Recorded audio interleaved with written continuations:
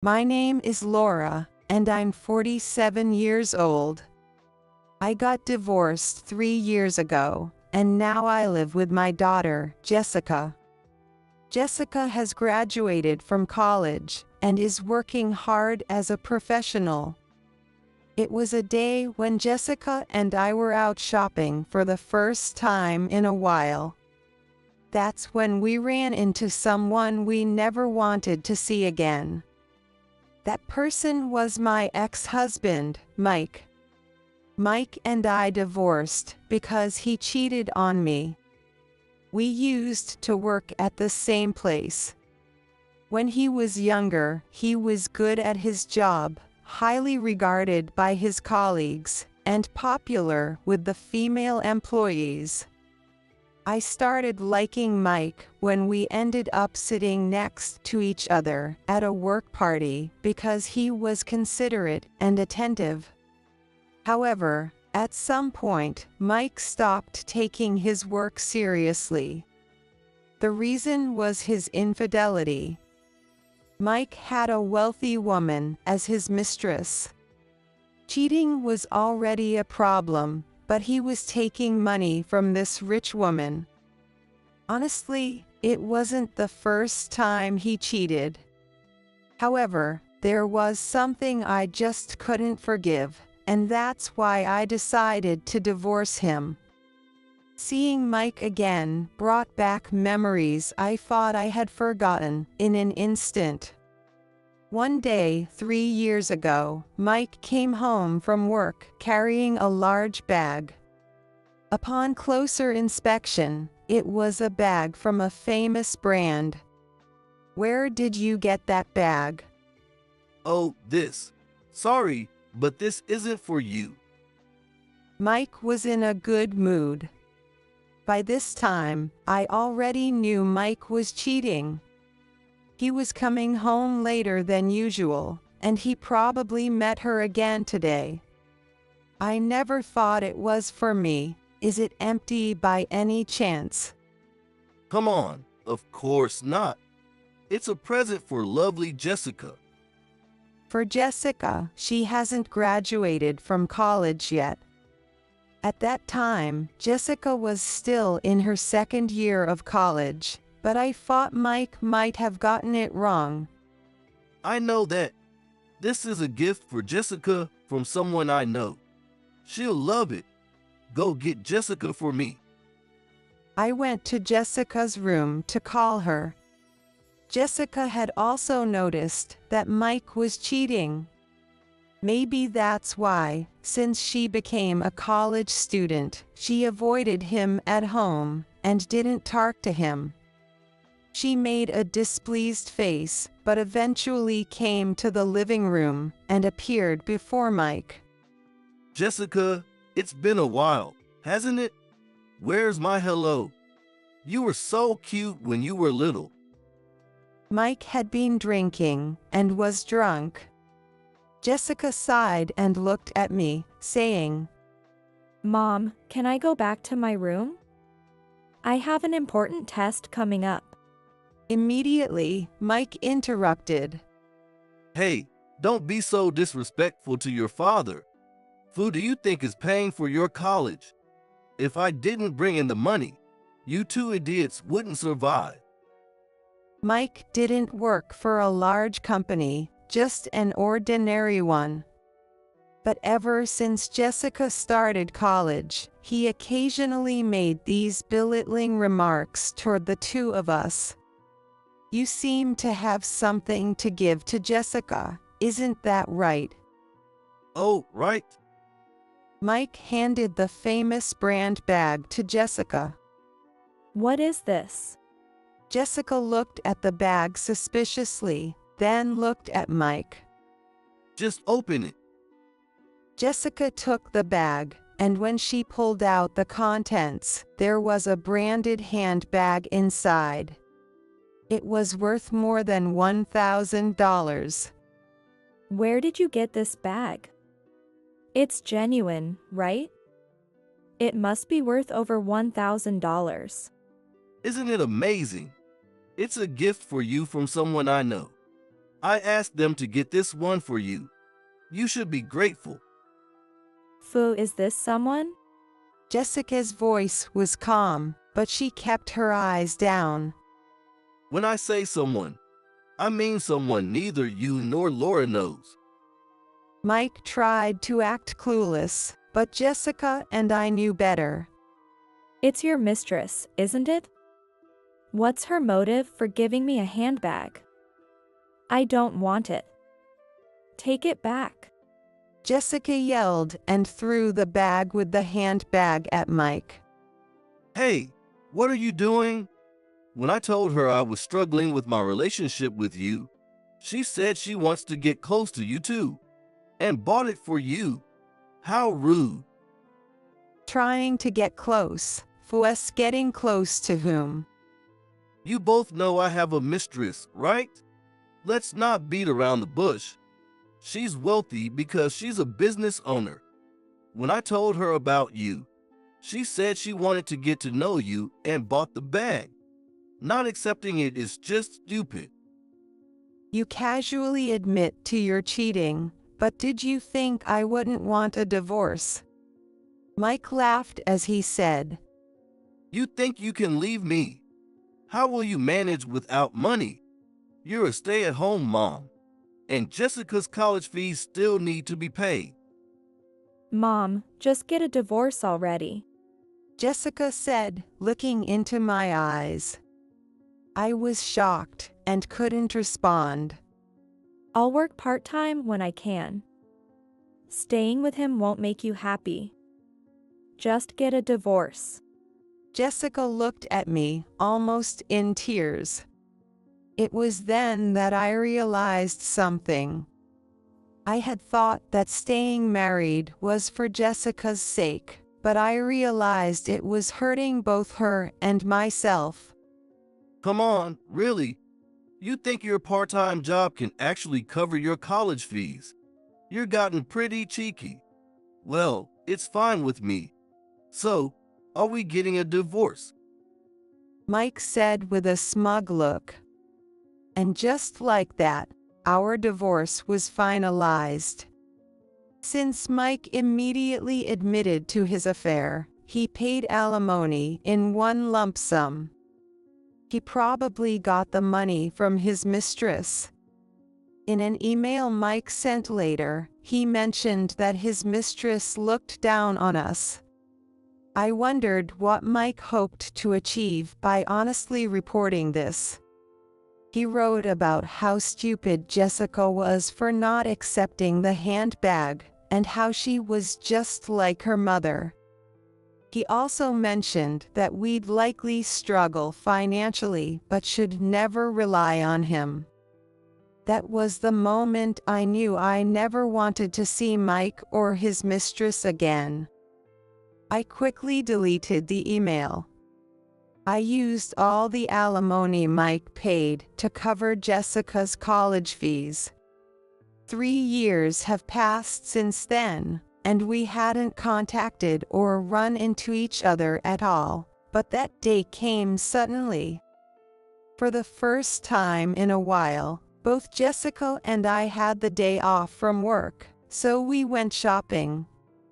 We went to a store in front of the station, which had several famous brand shops. We were about to leave when Mike approached us. Hey, long time no see. Laura and Jessica, right? Why are you pretending you don't know me? It's rare to see you in a place like this.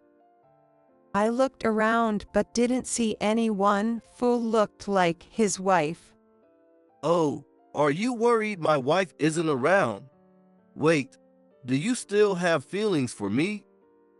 Don't flatter yourself. I just thought it would be noisy if she were here. Finally, you're talking to me. What a coincidence to meet here. Really, I let my guard down, thinking we hadn't seen each other since the divorce. Let your guard down. But isn't this place quite high-end? Are you sure you two can afford it? Is it for some celebration? Mike said, laughing. He was trying to make snide remarks. But I felt that showing my displeasure would only play into his hands, so I decided to talk normally. Yeah, this store does have a lot of expensive items, but we're not here for a celebration. We're just shopping for ourselves. Come on, shopping for yourselves. You don't have to act tough. Since we're here, let me buy you something. Jessica, is there anything you want? I was about to take Jessica's hand and leave. However, Jessica noticed and gave me a meaningful look. It was a look that said, "Mom, it's okay." You remembered my name. I thought you'd forgotten it since we haven't been in touch at all since you divorced Mom. Well, you're still my daughter. Since we met here, let me buy you something. You must be struggling with money, right? There was a malicious tone in Mike's voice. No, I'm not struggling with money, and I don't need your help. But you seem to be doing well. Is work going well? Mike's face visibly brightened. You noticed? Well, I only wear the best. Jessica gave him a polite smile. Do you want to know how much I'm making now? You'd be shocked. Sure, I'd love to hear. Of course you would. You two must be scrambling around like sewer rats. It must be tough. I was shocked that Mike called us sewer rats. However, Jessica held her tongue and didn't respond. Leaving you sewer rats was a smart move. I'm making $80,000 a year now. Mike grinned as he spoke. I felt beyond anger and actually pitied Mike for calling us sewer rats. Feeling exasperated and ready to leave, I looked at Jessica and noticed her eyes were gleaming. It was a look of someone who had just trapped their prey, with a slightly mischievous smile. That sounds tough. What? Mike was surprised by Jessica's unexpected words. To be honest, I was also surprised by Jessica's comment. Tough? What does she mean? What are you talking about? $80,000. That's way better than when I was living with you two. I just go to work and complain a bit, and I make $80,000. It's fantastic. At this point, Jessica's expression tightened, and she said, You work at your wife's company, right? Paying someone as incompetent as you $80,000. I feel sorry for your wife.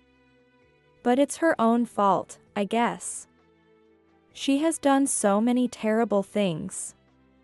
But that will end soon. Your wife is probably going to be arrested soon. Mike looked shocked. Hey, what are you talking about? Even if you are my daughter, I won't tolerate such nonsense. Arrested? That's impossible. Sorry, but it's true. Do you know where I work now? Your job? No idea. You're probably just an employee somewhere. There's no way you know about my company. Mike replied with a mocking laugh. Jessica works for the Internal Revenue Service. The Internal Revenue Service. Even if you tell him, Mom, he won't understand. Do you get it? It's about taxes, Dad. Mike's face turned a bit red with anger. Of course, I know that. So what? Your wife's company has some serious issues. What? I was also shocked because she said something completely unexpected. Jessica doesn't talk much about her work at home, probably because of the nature of her job. So, this was the first time I was hearing about it. Did you know your wife is committing tax fraud? Jessica said with a smile. Seeing her smile while talking about this made me feel a bit uneasy. Tax fraud. You know what tax fraud is, right? Basically, she's cheating on the taxes she owes. Of course, I know that. There's no way she'd do that. Apparently, there was a whistleblower. She must be really hated by her employees. What? When they investigated, they found a lot of discrepancies. She was inflating expenses and underreporting sales. Mike's face grew paler and paler. I wondered if deep down, Mike already knew. This has to be a lie. You just happened to run into me here and got jealous of my good life. So you're making this up. Pathetic. What? You want money? As Mike pulled out his wallet, Jessica slapped his hand away. We don't want your money. Both Mom and I are living much better now than when we were with you. Keep your money. Jessica glared at Mike. Fine. Have it your way. But don't come crying for help when you're in trouble. You're on your own. Then, Mike's phone rang. He answered it immediately and started talking, so we tried to leave during that time. There was nothing more we needed to say to him. But Mike stopped us from behind. When we turned around, he looked flustered.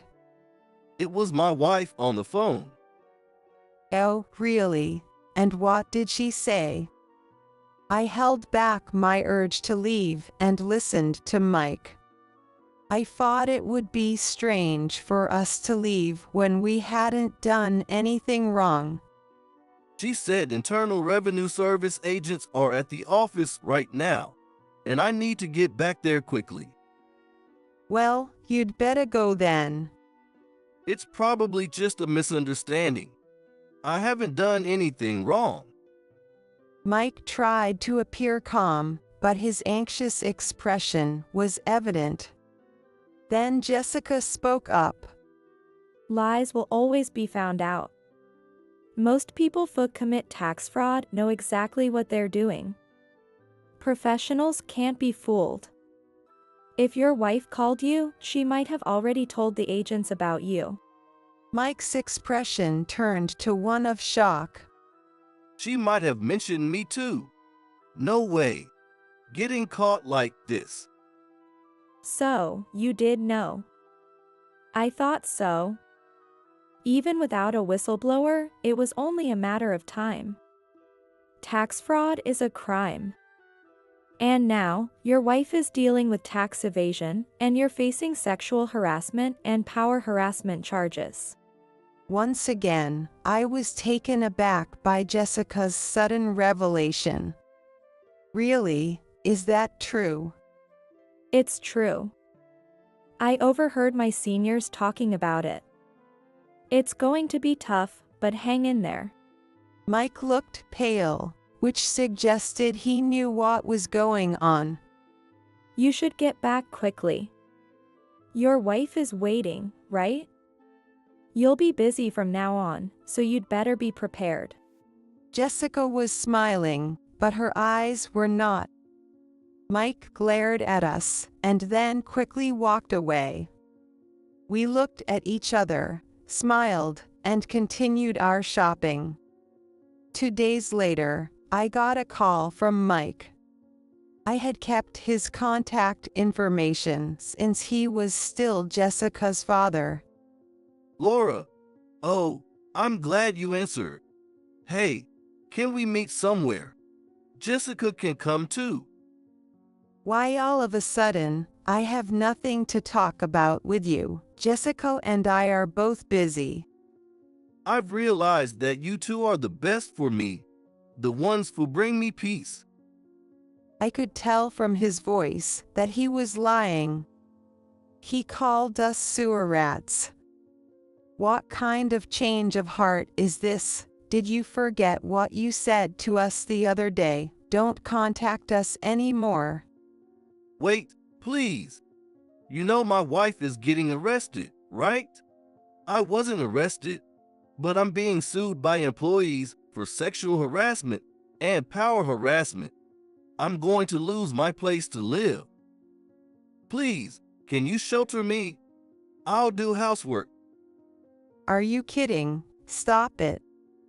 I couldn't believe Mike was serious. Why should we protect you? Don't say such ridiculous things. Jessica would definitely say no.